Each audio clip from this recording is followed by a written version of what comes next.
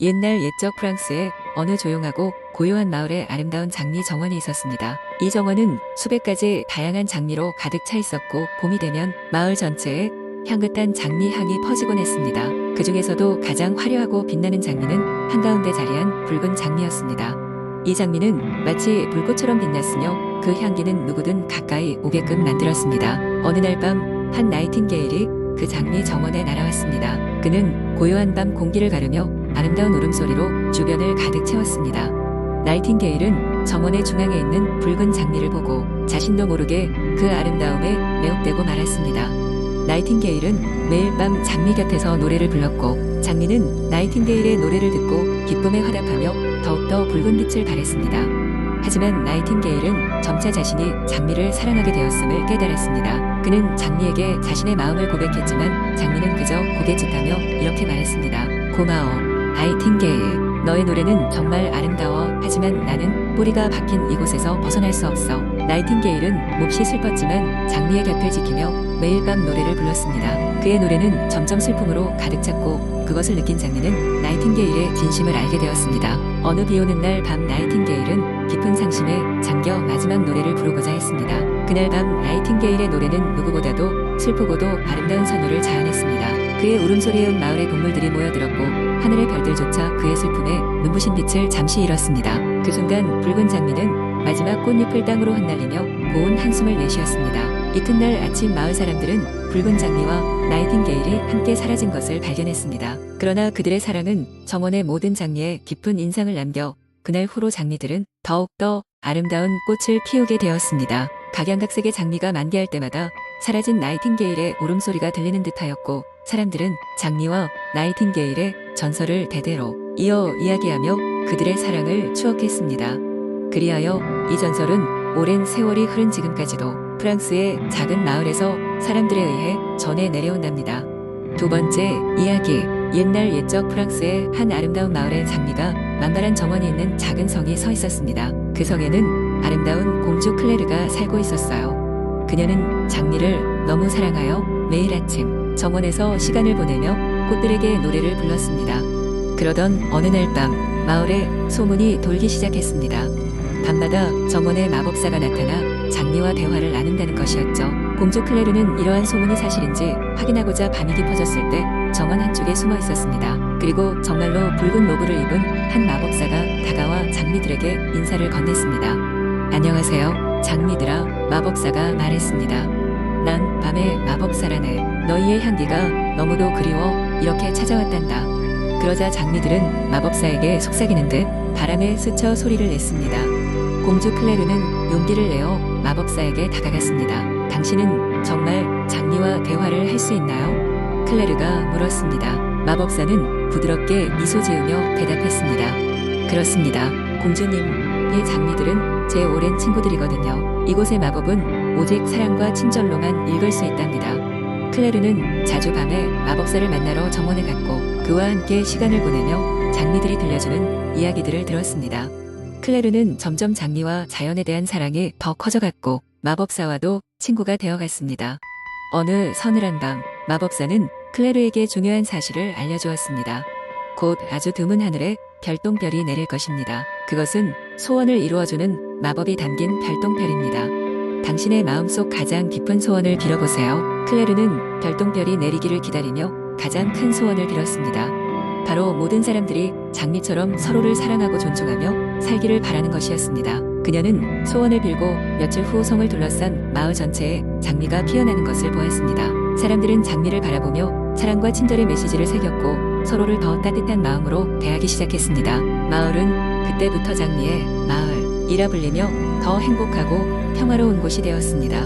그리고 클레르는 매일 아침 정원에서 장미들에게 노래를 부르며 마법사의 지혜를 되새기며 살았습니다. 마을 사람들은 이 이야기를 후대로 전하며 매년 장미 축제를 열어 공주 클레르와 밤의 마법사를 기렸습니다. 세 번째 이야기. 옛날 옛적 프랑스의 깊은 숲속에는 작은 마을이 있었습니다. 그 마을에는 전설적인 마법사가 살고 있었는데 그의 이름은 아르노였습니다. 아르노는 천년의 지혜를 가진 노련한 마법사로 그가 가는 곳에서는 언제나 기적 같은 일이 벌어졌습니다.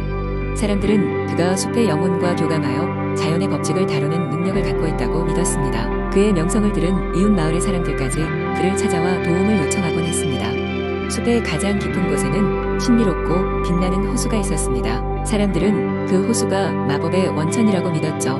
어느 날 마을에 이상한 일이 일어났습니다. 매년 풍성하던 수확이 갑자기 시들어버리고 날씨는 변덕스럽게 변했습니다. 마을 사람들은 두려움에 빠졌고 그 해결책을 아르노에게 찾아갔습니다. 아르노는 조용히 마을 사람들의 이야기를 듣고는 함께 숲 가장 깊은 곳으로 갔습니다. 그는 손에 들고 있던 지팡이를 사용하여 땅을 더듬고 귓속말로 숲의 영혼에게 말을 걸었습니다. 그러자 숲 전체가 일렁이며 응답했습니다. 아르노는 호수로 가까이 갔고 그곳에서 우연히 호수의 깊은 곳에서 잠들어 있던 오래된 수정을 발견했습니다. 그 수정에는 자연의 조화가 깃들어 있는데 오랫동안 잠들어 있어 균형이 깨졌다고 했습니다. 마법사는 신중하게 그 수정을 들어 올리고 절반으로 쪼개어 마을 주위에 서로 멀리 떨어지게 놓았습니다. 그러자 놀랍도록 빠르게 자연이 다시 조화를 이루기 시작했고 지루했던 바람도 서서히 멈췄습니다.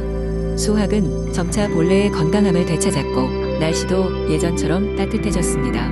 마을 사람들은 더할 나위 없이 기뻐하며 아르노에게 고마움을 표현했습니다. 다시 살아난 마을은 매년 아르노를 기념하며 그의 생일을 마을 전체에서 큰 축제일로 삼았습니다. 그리고 아르노는 자신이 살던 작은 오두막에서 조용히 사라졌습니다. 하지만 마을 사람들은 여전히 그를 잊지 않았고 마법의 이야기와 함께 천년의 전설은 세대를 넘어 전해졌습니다. 마법사가 살던 그 숲은 이후로도 평화로웠고 마을 사람들은 그곳에서 오래도록 행복하게 살았습니다. 네 번째 이야기. 아주 오래전 프랑스의 한 작은 마을에 앙투안이라는 이름의 소년이 살고 있었습니다. 앙투안은 언제나 모험을 갈망하는 용감한 소년이었습니다. 그의 마을은 깊고 신비로운 숲 가장자리에 자리 잡고 있었는데 그 숲은 낯선 소문으로 가득 차 있었습니다. 마을 사람들은 그곳에 마법사가 살고 있다고 믿었고 마법사는 종종 숲을 탐험하는 이들에게 시험을 주곤 했습니다. 어느 날 앙투안은 자신의 호기심을 감출 수 없어 숲으로 모험을 떠나기로 결심합니다. 숲에 들어서자마자 그는 주변의 나무들이 마치 살아 움직이는 것처럼 느껴졌습니다. 부드럽게 흔들리는 나뭇잎 사이로 햇빛이 비쳤고 앙투안은 새들의 노랫소리와 함께 씩씩하게 나아갔습니다. 숲속 깊은 곳을 헤매던 도중 앙투안은 작은 오두막을 발견했습니다. 그 오두막은 마법사의 집이라는 전설이 돌던 바로 그곳이었습니다.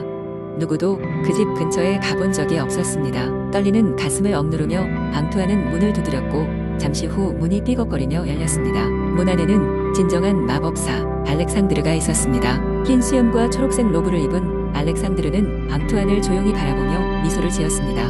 이렇게 깊은 곳까지 오는 어린이가 드물군. 그는 나지막히 말했습니다.